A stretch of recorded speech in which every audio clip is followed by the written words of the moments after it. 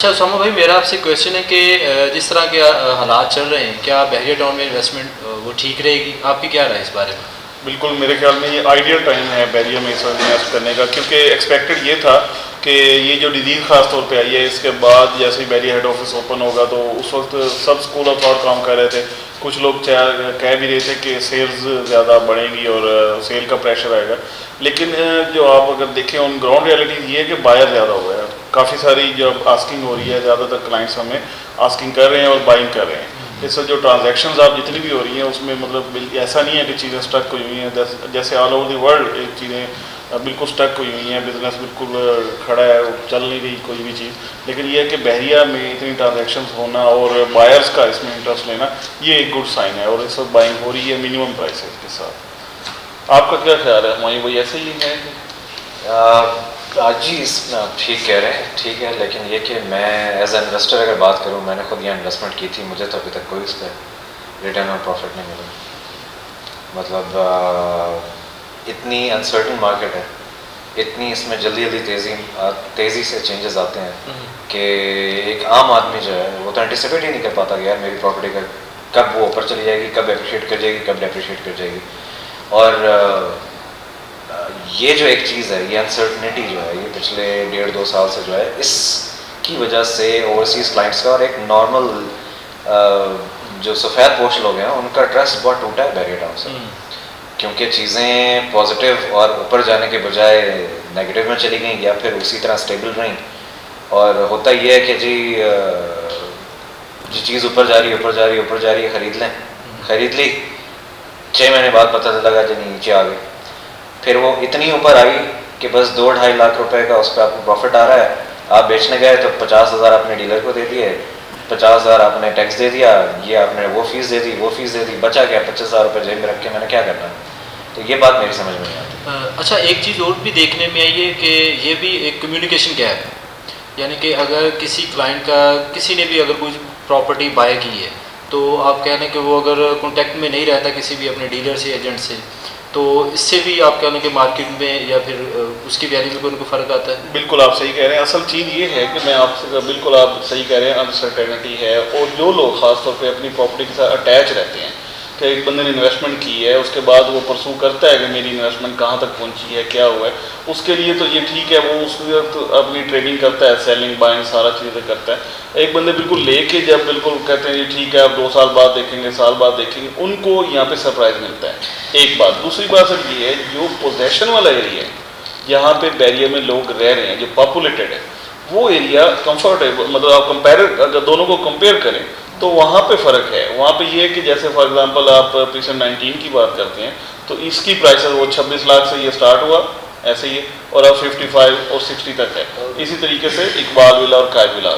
हाँ भाई ठीक है। देखें, सबसे पहली बात तो ये कि एक इन्वेस्टर अगर इन्वेस्ट करता है, ठीक है, वो तो पहले ही मंजा हुआ है, एक बिजनेसमैन है। एक मेरे जैसा आम आदमी जिसने अपने घर बनाने के लिए प्लॉट लिया आज से 2 साल पहले 25 लाख का, और आज वो इस पोजीशन में नहीं कि वो घर बना सके, उसे पैसों की जरूरत पड़ गई, वो बेचने जाता है तो वो 17 लाख का बिक रहा है। ऐसे ही दुनिया में कहीं ऐसा नहीं होता, कराची में कहीं ऐसा नहीं होता, दुनिया में मैंने कहीं देखा कि ऐसा होता हो कि आप प्रॉपर्टी खरीदें और डेप्रिशिएट कर जाए। यार गाड़ी थोड़ी है, पीस ऑफ लैंड है। पीस ऑफ लैंड तो एक बड़ी वैल्यूएबल हमेशा बढ़ती है और एक्सपेक्टेड बड़े। और आपने जो प्रीसन 19 की बात की, 26 लाख आज से 5 साल पहले जिस बंदे ने फाइल बुक कराई थी, 26 क्या मैं कहता हूँ 23 लाख की भी लोगों को मिले हैं वो।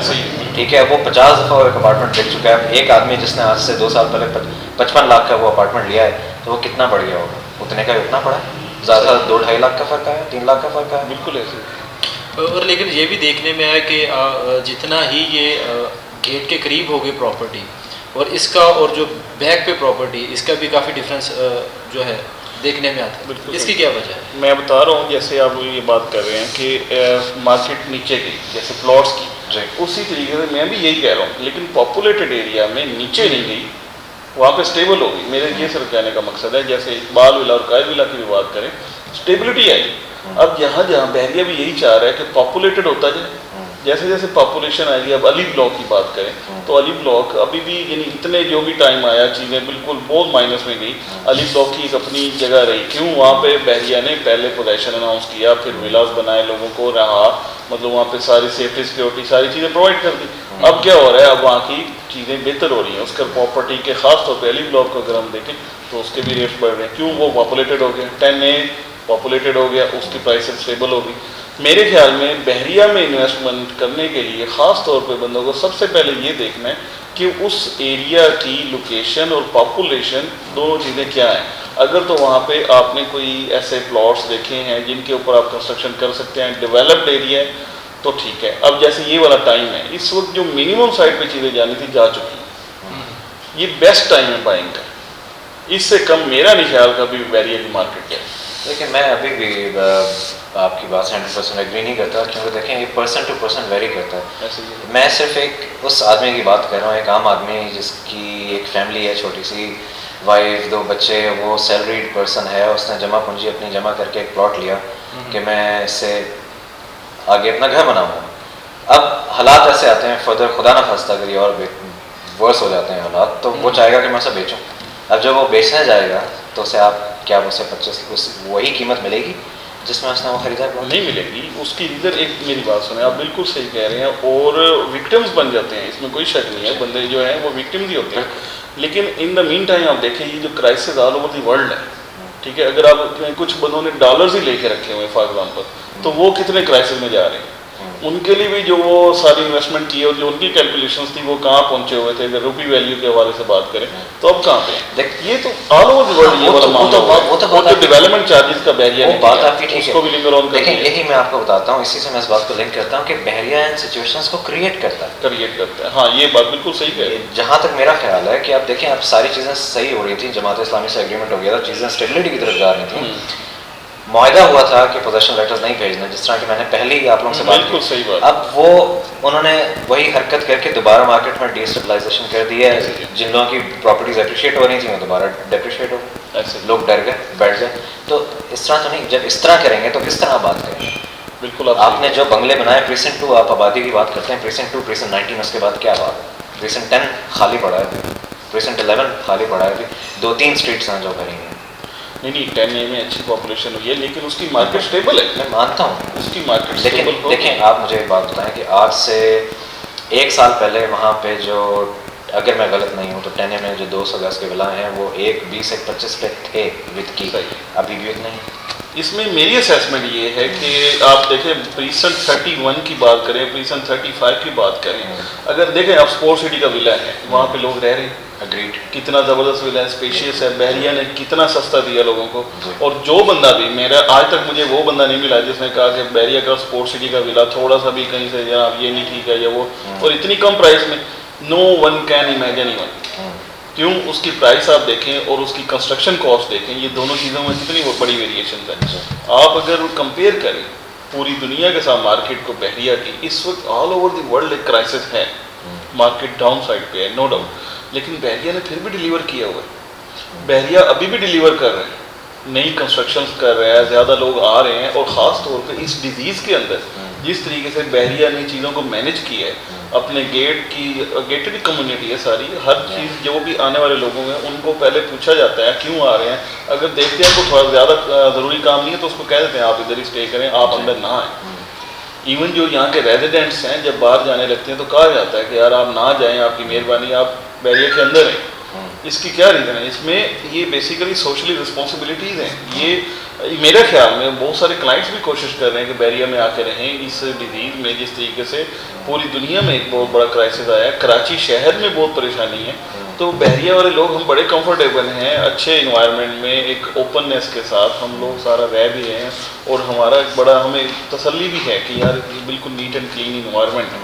उसामा भाई, आपकी इन सारी बातों से मैं एग्री करता हूँ, क्योंकि मैं खुद यहाँ रहता हूँ, सारी चीज़ों को पता है। मेरा आर्ग्यूमेंट सिर्फ बड़ा प्लेन एंड सिंपल था, वो मैं ये कहना चाह रहा था कि स्टेबिलिटी जो है वो आनी चाहिए। अनसर्टेनिटी, मैं वही तो कह रहा हूँ, स्टेबिलिटी तभी आएगी ना जब पॉपुलेटेड होता जाएगा, और पॉपुलेटेड होता जा रहा है। अब note onward it is the most ideal time, जब से बहरिया लॉन्च हुआ है बाइंग का, ये ज़बरदस्त टाइम है। इस वक्त जो भी बंदा बाई करेगा उसके बाद यहाँ से तो ऊपर ही जाएगी ना मार्केट, इससे नीचे मेरा नहीं ख्याल कभी भी आने लगी है। आपका क्या कहना है सौदा भाई? नहीं बिल्कुल जो है ना उसामा भाई सही कह रहे हैं कि जितना ये आप कह रहे हैं कि ऐसा ऐसा ये पॉपुलेटेड एरिया होता जाएगा उसी तरह से ना जो इसकी वैल्यू भी आप कह रहे हैं कि बढ़ती जाएगी। अब जैसे लोग आएंगे नहीं, इसको पॉपुलेट करेंगे नहीं, तो फिर मेरा नहीं ख्याल कि जो है ना इसकी वैल्यू में बतजी जो है ना वही बात देखें घूम फिर के मैंने भी वही एक बात कही थी कि पॉपुलेशन बढ़ेगी तो स्टेबिलिटी आएगी। अब देख लें कि जैसे आप देख लें कि प्रेसिडेंट 1 में, प्रेसिडेंट 4 में, अब ठीक है प्रेसिडेंट 27 में, उसके बाद अली ब्लॉक है जो आप कहने के जाना जाता है। तो यहाँ पे अब कंस्ट्रक्शन की वैल्यू देखी जाए तो बहुत सारे प्लॉट्स ऐसे हैं जो बन चुके हैं और अब कहने के इनमें कंस्ट्रक्शन जो है ना वो दिन ब दिन बढ़ती जा रही है। ऐसा कोई भी सीन देखने में नहीं आया कि यार यहाँ पे कंस्ट्रक्शन रुक गई है या फिर किसी वजह से कोई प्रॉब्लम हो गई है, ऐसा अभी तक कोई अच्छा, यहाँ पे वैसे आके रहना भी वही लोग शुरू हुए हैं जिन्होंने अपने प्लॉट्स खरीदे और इस पर कंस्ट्रक्शन करवाई। ये बिल्कुल ऐसे ही है। वरना आप ये देखें कि इन्वेस्टर्स तो नहीं रहेंगे ना, इन्वेस्टर्स भी रह रहे हैं, उन्होंने आगे इन्वेस्ट करके अच्छा। हाँ बिल्कुल इन्वेस्टर्स यहाँ पे रह भी रहे हैं और वो आगे इन्वेस्ट कर रहे हैं। जिन लोगों को पता है कि उनको एक चीज़ अभी इकोनॉमिकल रेट्स पे मिल रही है वो बाद में अच्छे प्राइस पे बेचेंगे। और इन्वेस्टर्स को बड़ा आइडिया होता है कि बैरियर में रहते हैं तो कि यहाँ पे कौन कौन सा एरिया आप ग्रो कर रहे हैं, उनके सामने डेवलपमेंट का काम हो रहा होता है, उनको सारा नज़र आ रहा होता है। आप ये देखें कोई भी मेट्रोपोल सिटी है, कोई ऑल ओवर द वर्ल्ड, उसमें क्या होता है, बड़ी बिल्डिंग्स होती हैं, हाई राइज बिल्डिंग्स होती हैं, ये सारी चीज़ें इतने कम टाइम में आप वो देखें कि जैसे मेन जिनाब भी लगा लें, वहाँ पे कितने बड़े प्रोजेक्ट्स बन चुके हैं, बन रहे हैं। हम ऐसे ऐसे प्रोजेक्ट्स को जानते हैं जहाँ पे 24 आवर्स काम होता है। ऐसा आपने कभी मेरा नहीं ख्याल कहीं देखा हो कि इस इतने डेडिकेटेड होकर काम को डेवलप कर रहे हैं। मिडिल ईस्ट में देखा, मिडिल ईस्ट पाकिस्तान में सर देखें, यहाँ पे पाकिस्तान का तो मिडिल ईस्ट ही है ना। ये हमारा जो कंपैरिजन है वो तो पाकिस्तान में ही अभी तक हो रहा है, हम बाहर तो निकल ही नहीं ना रहे। अगर पाकिस्तान में देखा जाए तो मेरे ख्याल नहीं कि इस तरह की सोसाइटी मैंने कभी कोई देखी हो, नो डाउट, जो ये प्रैक्टिकली बिल्कुल एशिया की सबसे बड़ी गेटेड कम्युनिटी है, दैट्स नो डाउट। और उसको मैनेज किया जाता है प्रॉपरली, हर चीज़ को उसका ख्याल रखा जा रहा है। मैं तो ये देखे ना इतनी बड़े एरिया में इलेक्ट्रिसिटी को, उसकी सेफ्टी को, सिक्योरिटी को, हर चीज़ के मैयर्स लें। Believe you me, I was so happy, मैं प्रिज्म 31 में गया, वहाँ पे एक फैमिली एक स्ट्रीट में आई है, उसके लिए उस फैमिली के लिए अलहदा गार्ड बैठा हुआ है। That guard is dedicated for that only one family. Means कि उसके 3 यानी जो शिफ्ट्स हैं उसमें एक गार्ड अलग-अलग यानी शिफ्ट्स में वहीं पे आते हैं और बैठे रहते हैं, उसकी प्रेजेंस है 24 आवर्स के लिए। इसी तरीके से उसके पीछे वाली गली में भी है, उसमें भी एक फैमिली आई है और गार्ड बैठा हुआ है। उसकी इलेक्ट्रिसिटी को, चीज़ों को मेंटेन किया है। ये मतलब आप देखें 31 में अभी उसके पीछे वाले जो हैं विलास वो बन रहे हैं।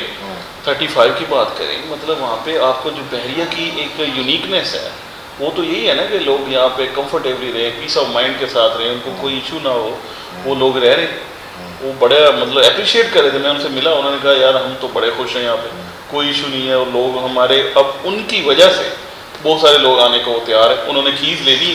जब बहरिया जैसे ये कोरोना वाला मामला, ये जो वायरस का सेटल डाउन होता है तो उसके बाद क्या होगा, ज़्यादा लोग आके वहाँ पे रहेंगे। अब आप ये देख लें कि अब जो रिसेंटली यानी कि इन प्रेजेंट केस बहरिया जो है वो आपके केमिकल्स की स्प्रे, ये वो हर वो जो अपने मशीनरी हर वो काम करने की कोशिश कर रहा है। और इसके अलावा ये कह रहे हैं कि कराची को भी सेव करने की कोशिश कर रहा है, ठीक है। और इसके अलावा अगर कोई रेनी सीज़न की बात करते हैं तो यहाँ पे इन्होंने रिजर्वायर हर वो चीज़ बनाई है कि इन फ्यूचर केस या फिर आप कह रहे हैं कि कोई ऐसी आफात नहीं बन सकती। ड्रेनेज का ड्रेनेज बहुत अच्छी है, इतनी बड़ी ड्रेनेज सिस्टम है। आप इतनी सारी चीज़ों को कंपेयर करें बाकी एरिया से तो आपको पता चलता है नहीं ये सेफ है।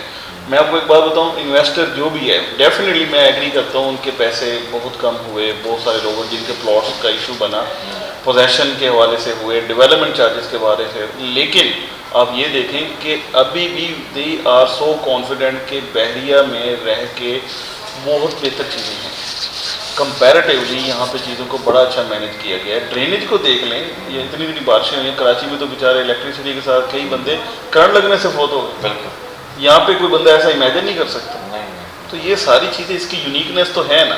और बाकी जो पोजेशन और डेवलपमेंट चार्जेस वाली बातें हैं ये अपनी जगह पे एक ड्रॉबैक्स हैं, मैं बिल्कुल एग्री करता हूँ। और बहरिया की मैनेजमेंट को इन चीज़ों पे फोकस करना चाहिए, ख़ास तौर पे इस डिजीज़ में तो इसको और कम करना चाहिए। बिल्कुल नहीं, आप बिल्कुल सही कह रहे हैं। वैसे भी कोई भी प्रोजेक्ट हो तो उसमें अगर खूबियाँ हैं तो साथ साथ में कुछ अब क्या खामियाँ भी तो होती हैं। इतना बड़ा प्रोजेक्ट जी, ये तो एक रेशो के साथ चलती ही हैं। इनको जो है वो कम किया जा सकता है, बिल्कुल ख़त्म तो नहीं किया जा सकता। I agree. ये सारी बातें तो देखें, आप लोग खुद यहाँ रहते हैं, मैं खुद यहाँ रहता हूँ, ये सब बातों का मैं बहुत अच्छी तरह अंदाज़ा है। और no doubt it's one of a kind in Pakistan in Asia. ऐसे ही बट हम लोग देखें, इसी की बेहतरी के लिए हम सब यही चाहते हैं कि ये अनसर्टनिटी ख़त्म ख़त्म हो, स्टेबिलिटी आए, No doubt. ताकि सब फलक हो जाए। बस एग्रीड बिल्कुल। और मैं इसीलिए कह रहा हूँ कि ये इस वक्त जो कम से कम प्राइसेस आ गई हैं, इससे नीचे नहीं जाएंगे। ये बाइंग के लिए सबसे अच्छा टाइम है। जो बंदे इन्वेस्ट करना चाहें या रेजिडेंस को प्लान कर रहे हैं, it is the best time.